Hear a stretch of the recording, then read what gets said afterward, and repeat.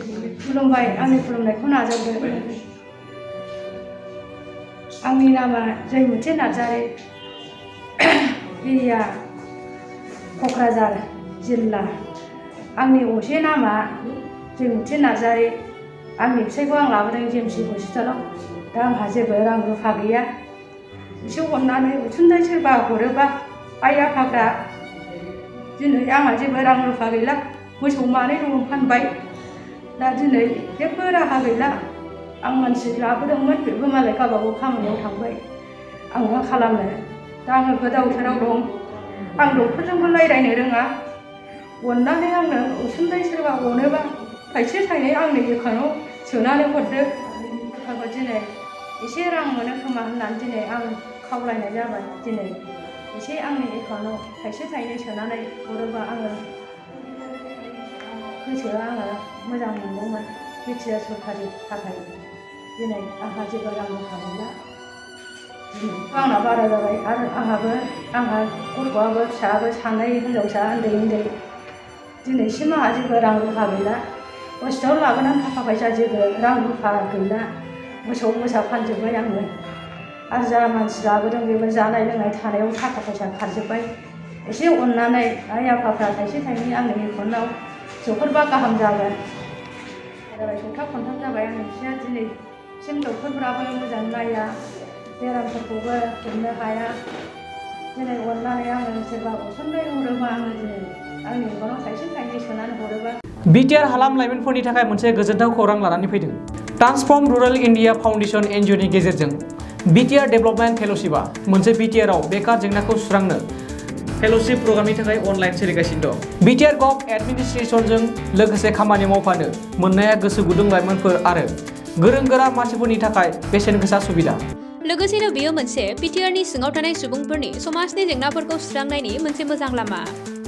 Block लेभेलाव खामानि मावनाय, ओनसोलखौ जौगाहोनाय बिथिं एबा आयदाफोर जेरै एग्रिकालचार आरो sericulture livelihood, education, skill development, employability, entrepreneurship, फिसा आरो गिदिर कारखानाफोर, health and nutrition, drinking water and sanitation, बोथोर सोलायनायनि सायाव नोजोर होनाय बायदि बायदि।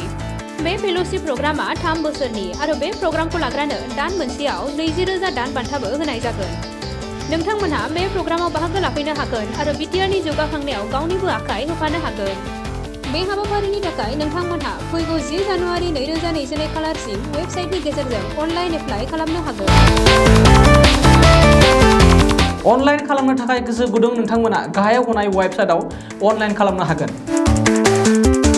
The Wild Tiger Resort in Manas has been opened for you. You can get many facilities in this resort like luxury accommodation, individual cottage, multi-cuisine restaurant, gypsy safari, elephant safari, river rafting, picnic facility, etc. To know more, you can contact this number 9101654758 9435011449 8473961382 8822935994। नोंथांमोननि थाखाय गोजोनथाव खौरां। बारेंगाबारि मानासाव बेखेवनानै होबाय समायना द wild tiger resort.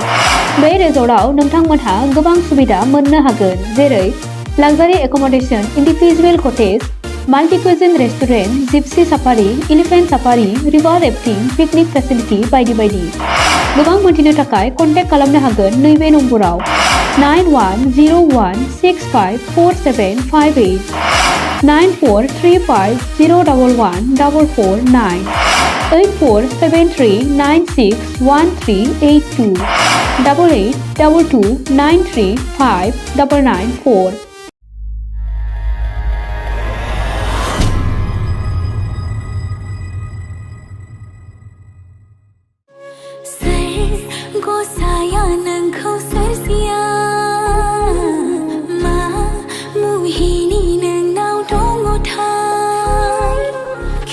बर' album नायना मोजां मोनग्राफोरनि थाखाय गोजोनथाव खौरां।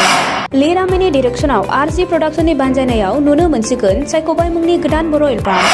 बे बर' एलबामाव फावखुंगुर महरै हिर'ग्राफा आरो राइबेल बाग्लारि, गोदान जाखांफु फावखुंग्रि महरै नुनो मोनगोन निजोरा बर'खौ। बे बर' एलबामाव समायना मिलौदो देंखो होदों निथामनि बर' आरो मोनसोम बर'आ। बे मिउजिक भिडिअखौ नायनो थाखाय आरजे प्रडाक्शन इउटुब चेनेलखौ बयबो आंगो खालामना लानो हागोन।